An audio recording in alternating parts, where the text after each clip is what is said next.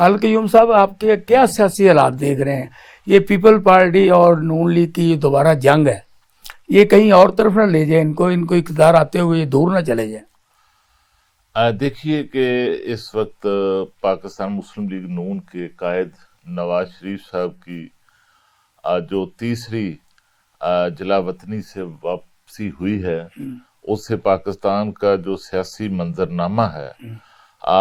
اس پر جو ہیں وہ بعض تبدیلیاں جو ہیں وہ واضح طور پر نظر آ رہی ہیں، اور اس میں ہم ایک طرف تو مقافات عمل بھی دیکھتے ہیں کہ جب 2018 میں نواز شریف صاحب پاکستان تشریف لائے تو اس وقت ان کو جو ہے وہ گرفتار کر کے جیل میں ڈال دیا گیا، اور اب جس بیوروکریسی یا پولیس افسران جو ان کو گرفتار کر رہے تھے، وہ اب جب ان کی واپسی ہوئی ہے تو بڑے ہی جو ہے پروٹوکول کے ساتھ واپسی ہوئی ہے، اور وہی پولیس افسران ان کو سلوٹ مارتے ہوئے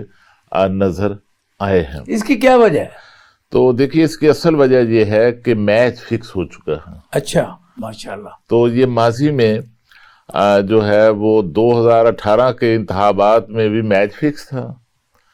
لیکن اس وقت جو ہے وہ اس میچ فکس کی جو بینیفیشری تھی وہ پی ٹی آئی تھی اور چیئرمین پی ٹی آئی تھے، اور اب جو میچ فکس ہے اس میں بظاہر جو ہے وہ نون لیگ جو ہے وہ بینیفیشری نظر آ رہی ہے۔ خالق قیوم صاحب، کبھی ایسا ہوا کہ میچ فکس پہلے نہ ہوا ہو؟ یہ کوئی نئی بات تو نہیں ہے؟ نہیں، نہ کوئی چمبے کی بات ہے۔ میں آپ کو بتاؤں کہ اس میں کوئی شک نہیں کہ پاکستان کی سیاست میں اکثر میچ فکس ہوتے رہے، لیکن ماضی میں کچھ سیاسی تبدیلیاں میچ فکس ہونے کے بغیر بھی آئی ہیں۔ کیا ذوالفقار علی بھٹو جو ہے وہ میچ فکس کر کے آئے تھے؟ اپنی عوامی مقبولیت کی بنیاد پر وہ آئے تھے، اور اس کے بعد جو ہے جب 86 میں پیپلز پارٹی کی شہید چیئرپرسن محترمہ بے نظیر بھٹو پاکستان واپس آئیں تو ایک تاریخی استقبال لاہور میں ہوا۔ آپ نے اس استقبال کو کور بھی کیا، اور اب تک پی ٹی آئی کی طرف سے بھی مینار پاکستان جو اس کی پہلے والی جو جگہ تھی اس سے کم ہو چکی ہے، کچھ حصہ مینار پاکستان کا ختم کر دیا گیا ہے، لیکن جو پی ٹی آئی دعویٰ کرتی ہے بڑا جلسہ وہاں کرنے کا، اسی طرح نون لیگ نے بھی دعویٰ کیا ہے کہ انہوں نے جو ہے سب سے بڑا جلسہ کیا ہے، اسی طرح پی ٹی آئی بھی دعویٰ کرتی تھی،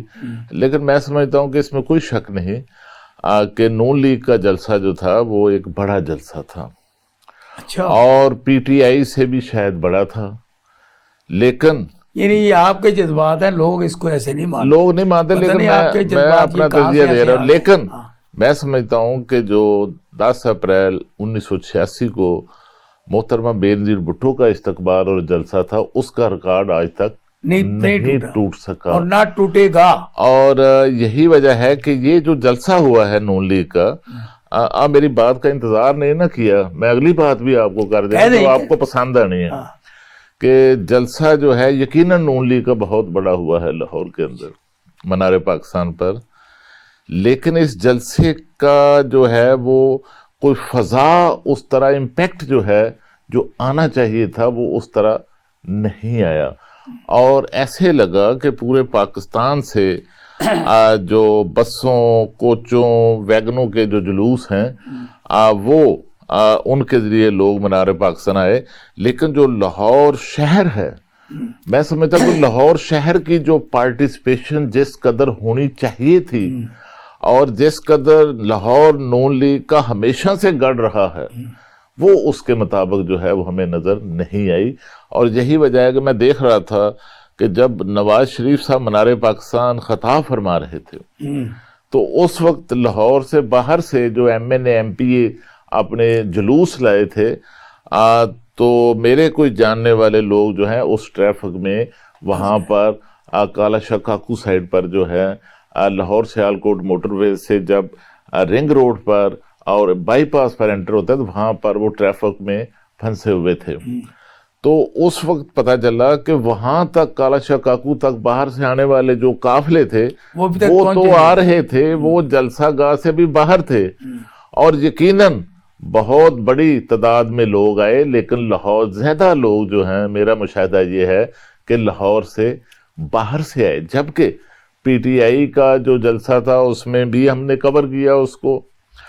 تو اس میں بظاہر زیادہ پارٹیسپیشن جو ہے وہ لاہور سے تھی. اور اسی طرح جو محترمہ بے نظیر بھٹو کا 10 اپریل 1986 کا وہ بھی لاہور استقبال تھا، اس میں تو سارے لوگ ہی پیدل تھے. بسوں کوچوں کا تو اتنا وہ اس وقت تصور ہی نہیں تھا. وہاں زیادہ لوگ جو ہیں وہ پیدل جلسہ اچھا گاہ آپ میں یہ پہنچے مجھے تھے.